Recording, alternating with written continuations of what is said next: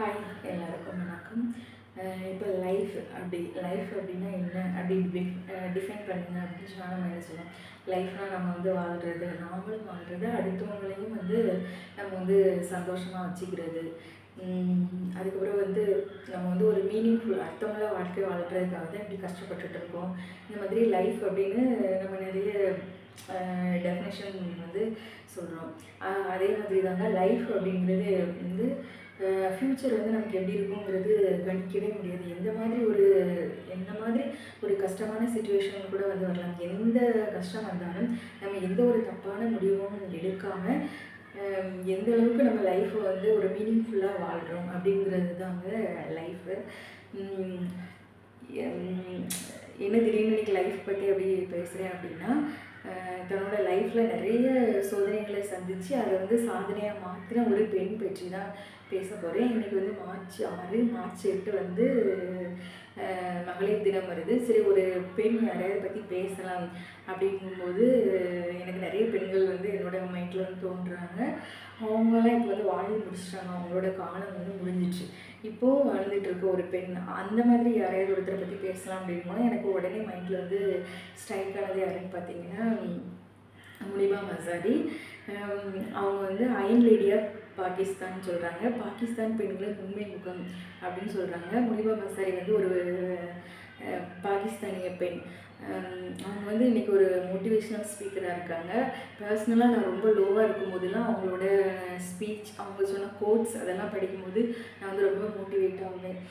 அதனால சரி, இன்றைக்கி நம்ம முனிபா மசாரி அவங்கள பற்றி பேசலாம் அப்படின்னு சொல்லிட்டு தான் நான் வந்து முனிபா மசாரி அவங்கள செலக்ட் பண்ணேன். முனிபா மசாரி வந்து மார்ச் 3, 1987 பாகிஸ்தானில் உள்ள ரஹீம் யார்கான் அப்படிங்கிற ஊரில் வந்து அவங்க பிறக்கிறாங்க. அவங்க பள்ளி படிப்பை அங்கேயே முடிக்கிறாங்க. கல்லூரி படிப்பையும் படிச்சுட்டு இருக்கும்போது அவங்களுக்கு 18 வயது ஆகும்போது கல்லூரி படிப்பை கூட முடிக்கலை. அப்போது வந்து அவங்க பேரண்ட்ஸ் வந்து அவங்களுக்கு வந்து மேரேஜ் பண்ணி வைக்கலாம் அப்படின்னு பிளான் பண்ணுறாங்க. முனிபாக்கிட்ட சொல்லும்போது முனிபாவும் சரி, ஓகே, உங்களோட நீங்கள் ஹாப்பியாக இருந்தீங்கன்னா நான் மேரேஜை வந்து அக்செப்ட் பண்ணிக்கிறேன்னு சொல்லிட்டு மேரேஜை வந்து அவங்க வந்து அக்செப்ட் பண்ணிட்டாங்க. பின்னாடி முனிபா வந்து தன்னோட ஸ்பீச்சில் வந்து சொல்லும்போது பெண்களுக்கு வந்து திருமணம் பற்றி கருத்து தெரிவிக்கிறதுக்கு வந்து சுதந்திரம் இல்லை, இப்போ எனக்கு மேரேஜ் பற்றி எதுவும் தெரியாது, பேரண்ட்ஸ் சந்தோஷமாக இருப்பாங்களா, ஓகே அப்படின்னு சொல்லிட்டு நான் வந்து என்னோடய மேரேஜ் வந்து அக்செப்ட் பண்ணிட்டேன் அப்படின்னாங்க. மேரேஜ் லைஃப் அவங்களுக்கு வந்து ரொம்ப சிறப்பானதாக அமையலை. சரி, தான் இப்படி கஷ்டப்படுறேன் இப்படின்னு பேரண்ட்ஸ் கிட்ட போய் சொன்னால் அவங்க ஃபீல் பண்ணுவாங்க அப்படிங்கன்னா அந்த லைஃப்பை வந்து ஏற்றுக்கொண்டு அவங்க வாழ்ந்துட்டு இருக்காங்க.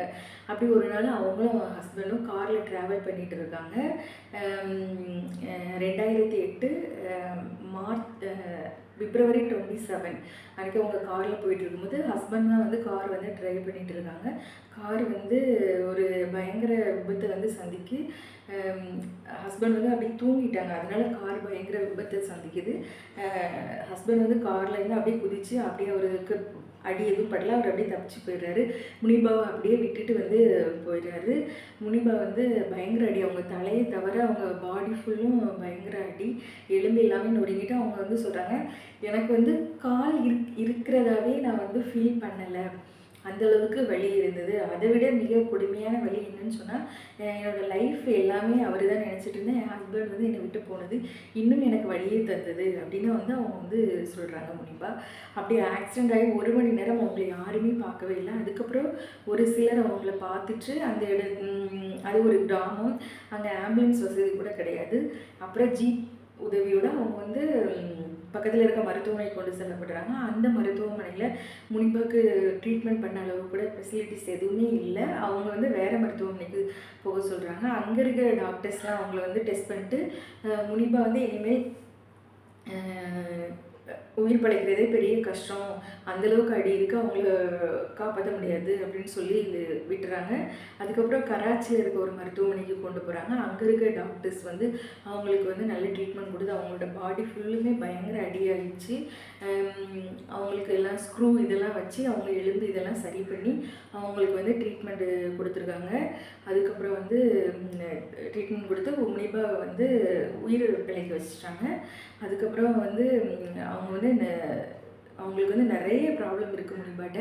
எல்லாத்தையுமே வந்து உடனே டாக்டர் வந்து சொன்னால் அவங்க வந்து இதாகிடுவாங்கன்னு சொல்லிட்டு டாக்டர்ஸ் என்ன சொல்கிறாங்க, ஒரு நாளும் ஒன்று ஒன்றா சொல்கிறாங்க. முனிபா இனிமேல் வந்து அவங்களுக்கு வந்து ஓவியம் வரைய ரொம்ப பிடிக்கும். பிடிக்குமா? இனிமேல் வந்து உங்கள் லைஃப்பில் நீங்கள் வந்து ஓவியம் வரைய முடியாதுன்னு சொல்கிறாங்க. மறுநாள் வராங்க முனிபா மசாரிட்ட. முனிபா வந்து உங்களுக்கு வந்து உங்களால் இனிமேல் நடக்கவே முடியாது அப்படின்னு வந்து சொல்கிறாங்க. அதுக்கப்புறம் வந்து சொல்கிறாங்க, உங்களோட யூரின் அதாவது யூரின் வந்து உங்கள் கண்ட்ரோலில் இல்லை, எப்போதுமே நீங்கள் லைஃப் லாங் ஒரு யூரின் பையோடு இருக்கணுங்காங்க. முனிபா வந்து அதை கேட்டதும் ரொம்ப வந்து தன்னையே வந்து அவங்க வந்து அறிவுறுத்தி கொள்கிறாங்க. அதையும் தாண்டி எல்லாத்தையும் தாண்டி கடைசி ஒரு நாள் வந்து சொல்கிறாங்க, முனிபா மசாரி உங்களோட முதுகெலும்பில் பயங்கர அடிப்பட்டதுனால இனிமேல் உங்களால் ஒரு குழந்தையை பெற்றுக்கொள்ள முடியாது, ஒரு குழந்தையை சுமக்கிற சக்தி வந்து உங்களுக்கு இல்லைன்னு அப்படியே வந்து அவங்க நொறுங்கி போயிட்டாங்க. என்ன பண்ணுறதுன்னே அவங்களுக்கு தெரியலை. என்ன அப்படின்னு தெரியாமல் ஒரு 3 மாதம் ட்ரீட்மெண்ட் எடுத்துகிட்டு 2 வீட்டுக்கு போகிறாங்க. டாக்டர்ஸ் வந்து அவங்களுக்கு நிறைய புண்ணு இருந்ததுனால ஒரு 2 வருஷம் வந்து அவங்க பெட்லேயே ரெஸ்ட் எடுக்கணும்னு சொல்லிட்டாங்க. பெட்லேயே இருக்காங்க. இதெல்லாம் சந்திக்கும் போது அவங்களுக்கு வந்து ஒரு 21 வயசில் லைஃப்னால் என்னன்னே தெரியாது. லைஃப்பை இனிமேல் தான் ஸ்டார்ட் பண்ணோம். அந்த சிச்சுவேஷனில் அவங்களுக்கு வந்து லைஃபே முடிஞ்சிச்சு. தான் எல்லாம் நினச்ச ஹஸ்பண்ட் வந்து அவங்கள வேண்டாம் டிவோர்ஸ் வந்து பண்ணுறதுக்கு வந்து டிவோர்ஸ் அப்ளை பண்ணிட்டாங்க. அதன் பிறகு அவங்களுக்கு வந்து உடம்பு ஃபுல்லும் பயங்கர அடி. இனிமேல் குழந்தையே பிறக்காது, அப்போ தாயாக வாழணும், இந்த மாதிரி ஒரு கஷ்டமான வாழ்க்கையை நாயாக வாழணும்னு சொல்லிட்டு அவங்க வந்து அவங்க அம்மாட்ட வந்து ஃபீல் பண்ணுறாங்க, நான் எதுக்கு இருக்கணும்னு. அவங்க அம்மா சொல்கிறாங்க, இவ்வளோ அடி பட்டும் உன்னை வந்து கடவுள் வந்து காப்பாற்றிருக்காரு, அப்போ ஏதோ ஒரு கடவுள் உனக்கு ஒரு பிளான் வச்சுருக்காரு, கண்டிப்பாக அதனால் கடவுள் உன் உயிரை காப்பாற்றிருக்காரு, இதுவும் கடந்து போகும் அப்படின்னு சொல்லிட்டு அவங்க அம்மா வந்து மோட்டிவேட் பண்ணுறாங்க. சரி எப்படி நம்ம வந்து வாழ்ந்து தான் ஆகணும்னு முனிபா வந்து அக்செப்ட் பண்ணிட்டு இருக்காங்க. அவங்க ஹஸ்பண்ட் வந்து தான் வந்து செகண்ட் மேரேஜ் பண்ணிக்கிறேன் அப்படிங்கிற நியூஸ் அவங்களுக்கு வருது. ஹஸ்பண்டுக்கு வந்து டெக்ஸ்ட் பண்ணுறாங்க, உங்கள் லைஃப் வந்து நல்லா இருக்கட்டும், உங்களுக்காக நான் ப்ரேயர் பண்ணிக்கிறேன். இப்படி அவங்க சொல்கிறது மூலமாக ஹஸ்பண்டை விஷ் பண்ணுறாங்க, தன்னையும் விடுவிச்சு கொள்கிறாங்க. தன்னை வேண்டான்னு சொல்கிற ஒருத்தர் கூட நான் ஏன் அவங்கள பிடிச்சி தொங்கிட்டே இருக்கணும் அப்படின்னு சொல்லிட்டு முனிபா வந்து அவங்கள விட்டுட்டாங்க. அடுத்து தனக்கு என்ன த்ரெட் இருக்கும் அப்படின்னு யோசிச்சு பார்க்காங்க. அவங்க வந்து வீல் சேர்லேயே தான் இருக்காங்க. வீல் சேர்லேருந்து கண்ணாடியில் தன்னை பார்க்கும்போது அவங்க திங்க் பண்ணுறாங்க, அவங்களால வந்து பெட்லேருந்து யாராவது எடுத்து தான் யாராவது அவங்கள தான் கொண்டு போய் வீல் சேரில் உட்கார வைக்க முடியும். அவங்க எங்கேயாச்சும் வெளியே போனால் யாராவது ஹெல்ப்போடு தான் அவங்க வந்து வீல் சேர்லேருந்து காரில் போய் இருக்க முடியும். இந்த மாதிரி 24 மணி நேரமும் தனக்கு ஒருத்தரோட உதவி தேவைப்பட்டுகிட்டே இருக்குது. அப்போ தான் வந்து ஒரு சிறையில் இருக்கிற மாதிரி, அதாவது எல்லாருமே நான் வந்து தன்னை தாழ்வாக வந்து நினைக்கிறாங்க. ஏன்னா இந்த மாதிரி இருக்கும்போது ஹஸ்பண்ட் வந்து புறக்கணிச்சிட்டாங்க, அவங்க ரிலேஷன் யாருமே வந்து பார்க்கல. வாழ்க்கையிலே ரொம்ப கொடுமையானது வந்து மனிதர்களுடைய நிராகரிப்பு. அப்படிங்கும்போது நான் இப்படி தான் இருக்கணும்னு எல்லோரும் வந்து இது பண்ணுறாங்க, அவங்க ஃபீல் பண்ணுறாங்க. அப்புறமா அவங்க திங்க் பண்ணுறாங்க, எனக்கு வந்து ப்ராப்ளம் வந்து பாடியில் தான் இருக்குது, பட் என் மைண்டு, என்னோடய சோல் வந்து எந்த இதுவுமே லிமிட்டேஷனுமே கிடையாது. அது வந்து எங்கே வேணாலும் எங்கே வரைக்கும்னாலும் என்னோடய சோல் வந்து ட்ராவல் பண்ண முடியும் அப்படின்னு சொல்லிட்டு அவங்க வந்து தனக்கான ஒரு தன்னம்பிக்கையோடு இருக்கிறாங்க. அதுக்கப்புறம் வந்து செகண்ட் த்ரெட் அவங்க ஹஸ்பண்ட் வந்து மேரேஜ் பண்ணி போயிட்டாங்க. அதையும் அவங்க வந்து நல்லாவே ஏற்றுக்கொண்டாங்க. செகண்ட் வந்து தனக்கு வந்து குழந்தை பிறக்காது அப்படிங்கிறது அவங்களுக்கு ரொம்ப ஃபீலிங்ஸ் கொடுத்தது. அதுக்கப்புறம் அவங்க திங்க் பண்ணுறாங்க, இந்த மாதிரி நிறைய பேரண்ட்ஸ் இல்லாமல் நிறைய குழந்தைங்க இருக்காங்க, அந்த குழந்தைய நாம் வந்து அடாப்ட் பண்ணிக்கக்கூடாது, அந்த குழந்தை தன்னையும் அம்மானு அழைக்கக்கூடாது அப்படின்னு விரும்பி அவங்க வந்து ஒரு குழந்தை தத்தெடுக்கலான்னு முடிவு பண்ணி குழந்தை தத்தெடுக்கிறத ரிஜிஸ்டர் பண்ணி வைக்கிறாங்க. 3வது அடுத்து நிறைய ஃபிசியோதெரப்பி, நிறைய கவுன்சிலிங்லாம் கொடுத்து முனிபா வந்து நல்ல ஓரளவு தேர்ந்தனால அவங்க கையெல்லாம் வந்து நல்லா ஆயிடுச்சு. அவங்க வந்து ட்ராயிங் பண்ண ஆரம்பிக்கிறாங்க. ட்ராயிங் பண்ணி அதை வந்து சேல்ஸ் பண்ணுறாங்க. அவங்களோட ட்ராயிங்க்கு வந்து அமோக வரவேற்பு வந்து இருக்குது. அதுக்கப்புறம் ஒரு நாள் வந்து அவங்களுக்கு கால் வருது, முனிபா இந்த மாதிரி பிறந்து 2 நாளான ஒரு ஆண் குழந்தை வந்து பாகிஸ்தானில் இருக்குது, நீங்கள் அந்த குழந்தையை தத்தெடுத்துக்கிறீங்களா அப்படின்னு கேட்குறாங்க. முனிபாவுக்கு வந்து பயங்கர சந்தோஷம். அன்றைக்கி வந்து சந்தோஷம், ஒரு ஃபீலிங், அதாவது அவங்க எப்படி சொல்கிறாங்கன்னா, உண்மையாகவே அன்றைக்கி வந்து நான் லேபர் பெயினை வந்து ஃபீல் பண்ணேன் அப்படின்னு வந்து சொல்கிறாங்க. பயங்கர ஹாப்பியாக அந்த குழந்தைய வந்து தத்தெடுத்து அதை வளர்க்குறாங்க. அந்த 2011 தத்தெடுத்தாங்க. இன்றைக்கி அந்த பையனுக்கு வந்து 13 வயசாகுது. அவனுக்கு நயல்னு வந்து பேர் வச்சுருக்காங்க. அவங்க வந்து தான் லைஃப்பில் எடுத்த மிக முக்கியமான நல்ல முடிவில் வந்து குழந்தைய தத்தெடுத்தது ஒன்று அப்படின்னு வந்து சொல்கிறாங்க. முனிபா ஒரு நாள் நயல் அவங்க பையன்கிட்ட கேட்குறாங்க, நீ படித்து என்னவாக போகிற அப்படிங்கும்போது அவன் வந்து சொல்கிறான், அம்மா இன்னும் எனக்கு தெரியல, நான் என்ன படிப்பேன் என்ன அப்படிங்கிறது எனக்கு டிசைட் பண்ணல. ஆனால் நான் ஃப்யூச்சரில் கண்டிப்பாக ஒரு குட் ஹியூமனாக இருப்பேன் அப்படிங்காங்க. இதை கேட்டு முனிபா வந்து பயங்கர சந்தோஷமாக இருக்கிறாங்க. அதுக்கு போக முனிபா வந்து அவங்க பையனோட ஸ்கூல்லேயே வந்து டீச்சராக ஒர்க் பண்ணிகிட்டு இருக்காங்க. அவங்களுக்கு வந்து ஒரு டெட் டாக்னு சொல்லுவோம்ல, அதில் வந்து அவங்கள வந்து பேசுகிறதுக்காக கூப்பிடுறாங்க. அப்போ வந்து போகிறாங்க.